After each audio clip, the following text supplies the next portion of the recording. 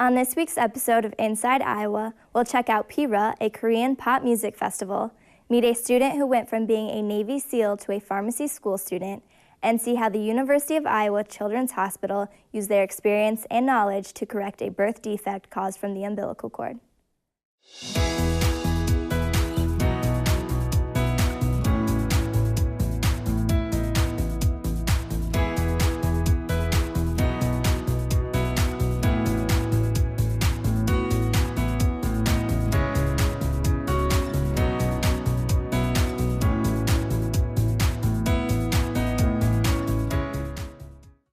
Hi, I'm Haley McMiniman, and welcome back to another episode of Inside Iowa, your guide to the university, faculty, students, and alumni. The University of Iowa Undergraduate Student Association hosted the 2012 Korean Pop Music Festival Pyra, which is a Korean word that means bloom like a beautiful flower. Many students with diverse backgrounds participated, showing off their talents through singing and dancing performances.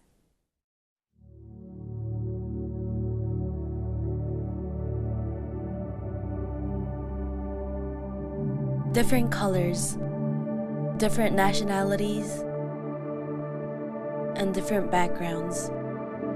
They pursued one purpose.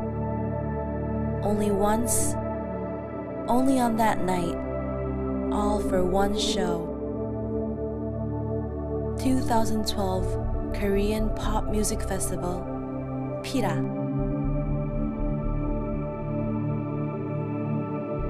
Pyra is a Korean word that means bloom like a beautiful flower.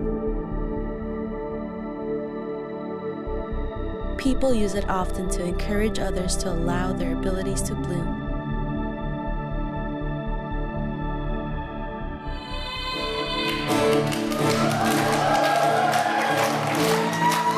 Pyra welcomed its second annual festival. Last year, Pyra was different in its format that it was more like a competition than a show.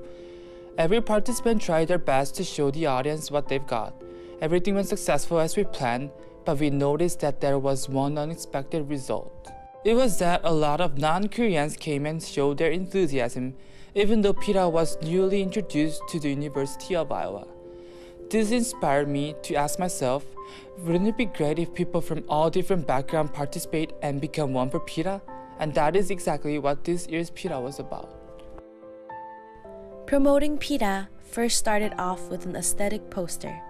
Students with outstanding gifts came up with this creative poster which tied into the theme of Pyra well. The next step was to cast performers, the flowers of the show. We were searching for passionate and skillful participants within the university, and with some effort and a little luck, we were able to get in touch with our school's renowned dance group, Iowa Andi. These beautiful ladies performed K-pop dance, which was different from their normal routine, Bollywood dance. To learn the choreography of The Boys by Girls' Generation, Iowa Andi teamed up with Pyra's dance directors. This opportunity opened the way for the students with different backgrounds to communicate and share their passion in the art of dancing. They put in their best efforts for a great performance and succeeded.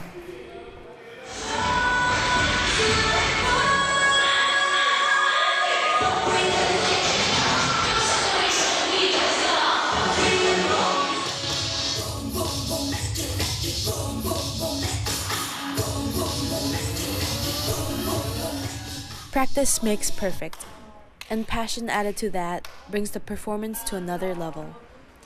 Dedication and passion are words that best describe the work that these girls put into their performance. For a better show, they put in 2 months of solid work and gave up Friday nights for dance practice.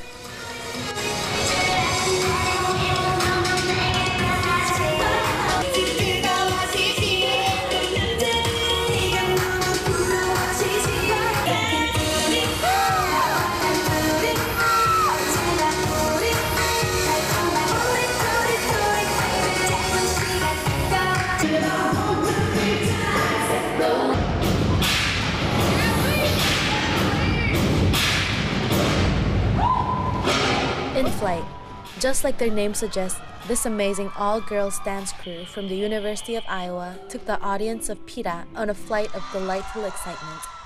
These girls showed a performance that was sometimes sharp, sometimes elegant, sometimes pimp, sometimes spicy, but always amazing. They performed a medley of a few K-pop and hip-hop songs, and the audience was in love.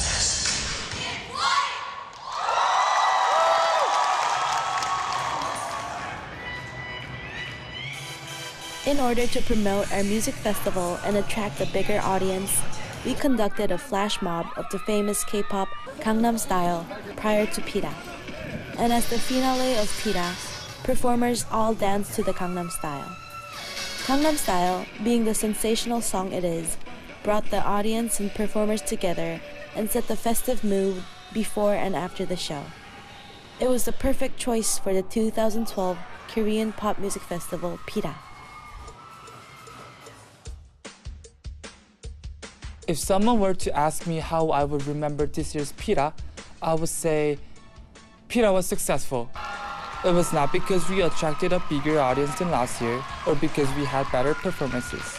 Pyra was successful because it became an event where students of different nationalities got to know each other better and became one.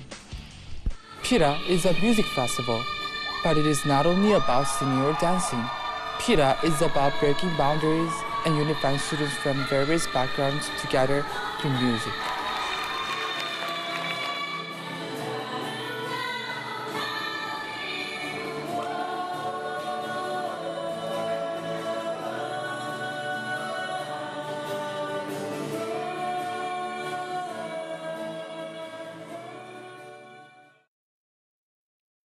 Pharmacy student Justin Carr came to the University of Iowa after serving as a Navy SEAL. In addition to being a student, he makes sure to keep balanced by working out and taking advantage of the campus recreation center.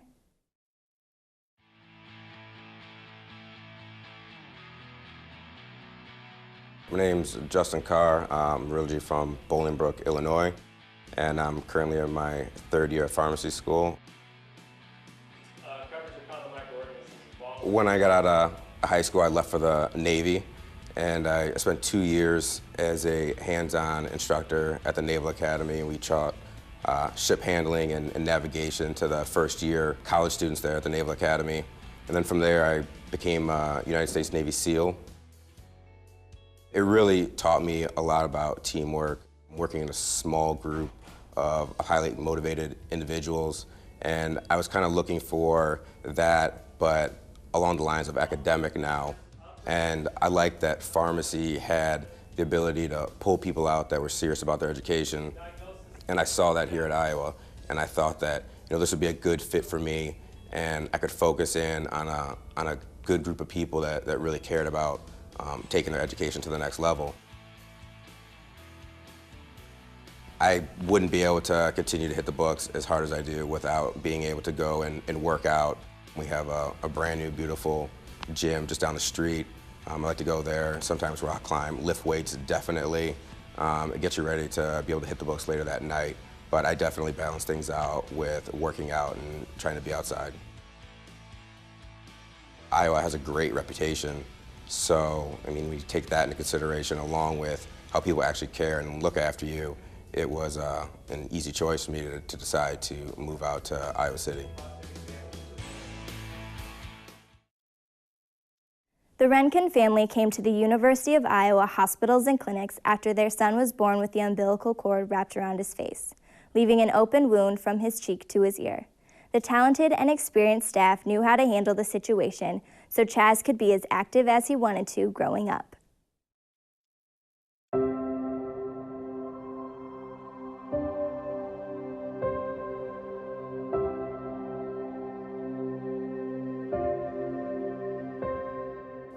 We first came to University of Iowa Children's Hospital after Chaston was born with a physical defect. He had his cheek open from his mouth to his left ear. The umbilical cord was right there, and I didn't realize right away how serious it was until the doctor took the umbilical cord away. I right away worried about his brain. What are his limitations? What are his capabilities? How is he going to be able to function for the rest of his life? Is he gonna live? His very first surgery was to close his cheek from his mouth to his left ear, and that was at 6 months old. About 9 months old, he had a sleep study. He was having problems breathing. The sleep study concluded that he was not getting sufficient oxygen to his brain and that he would require a tracheostomy. I remember that first visit at University of Iowa Children's Hospital. We found an entire team of doctors. They all did their own individual testing, and then at the end of the day got together and discussed what was going to be the best treatment for him. He had a series of procedures done by various specialties of surgeons. He's had soft tissue closure of a lateral cleft of the face.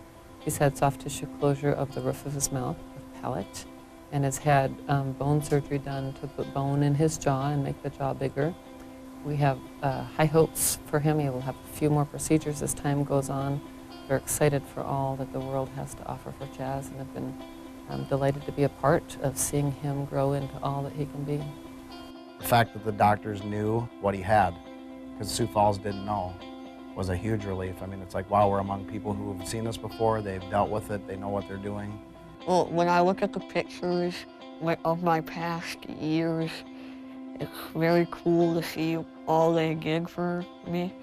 My doctors are very helpful, and I'm glad that they got me through all this. We have 6 children now.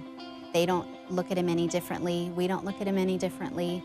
He's involved in about every athletic sport there is, and he's not treated any differently out on the basketball court, out on the football field. He has his driving permit. We're sitting in the passenger seat these days. He's a regular kid. One of my favorite things about my brother is he lets me hang out with him and his friends. We play sports, we go outside, we practice baseball, football. He is technically just the same, a normal person. I think a big key to why he's like he is and so well adjusted is because we never treated him like he was, you know, different or special. He's our son. So I think that's why he's the way he is. There were questions in the past, you know, he would ask, I would be looking in the mirror and he'd be like, you're beautiful, don't worry about that. It's the outer appearance, you're a great kid. My hero. In a lot of different ways. To look back now and he's 15, and all the surgeries that he's had since then, it's amazing. How do you put into words the appropriate thank you to doctors that have had and are still having a life-changing impact on your child? We can say thank you, and we do thank you a million times over, but it doesn't seem like that is enough or ever would be enough. University of Iowa Children's Hospital is top-notch in my books. In my mind, they are the #1 ranked hospital.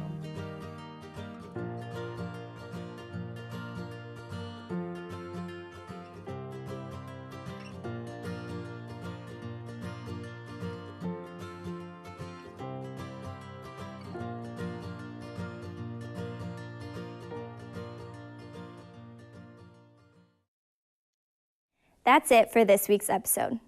Join us again to stay up to date about the University of Iowa and how it makes a difference. For Inside Iowa, I'm Haley McMiniman. Thanks for watching.